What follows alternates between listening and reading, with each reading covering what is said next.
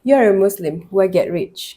I pun pernah tanya soalan ni pada diri I sendiri tau. Apa nak kena kaya? Kita kan orang Islam. Nanti Allah akan bagi rezeki. Sederhana tu cukup. Selalu kita associate kekayaan tu dengan kejahatan. Tapi bagi I kena kaya. Bukan kaya sebab I nak menunjuk, tapi I nak kaya supaya I boleh hidup dengan lebih aman, lebih damai, lebih bahagia. And yang paling penting, I tak bergantung pada orang lain. Dalam Islam, kita kena ingat, harta ni bukan tujuan hidup, tapi harta ni adalah amanah untuk kita. Kalau Allah bagi kita rezeki lebih, tu bukan untuk ego, tapi ini semua untuk urusan hidup kita. Macam nak bayar bil tanpa anxiety, sentiasa ada duit, anytime kita boleh bersedekah, dan anytime kita boleh bantu family members kita yang lebih susah. Bahagia kan kalau macam tu? So, meaning to say, I selalu bercakap pasal duit. Dan kekayaan ini bukanlah semata-mata untuk menunjuk. Orang bukan kaya sebab tamak dan orang bukan kaya sebab tak cukup. Tapi kita mengejar kekayaan tu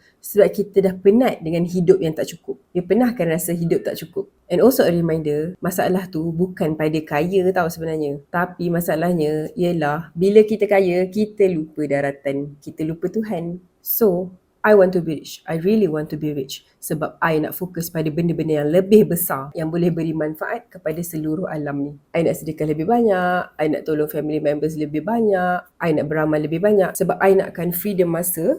I boleh buat bila-bila yang I nak. Tak perlu lagi jadi hamba kepada duit. Yang mana kita perlu kerja sebab nak kaya. Sebab I dah kaya dah time tu. Itu niat I.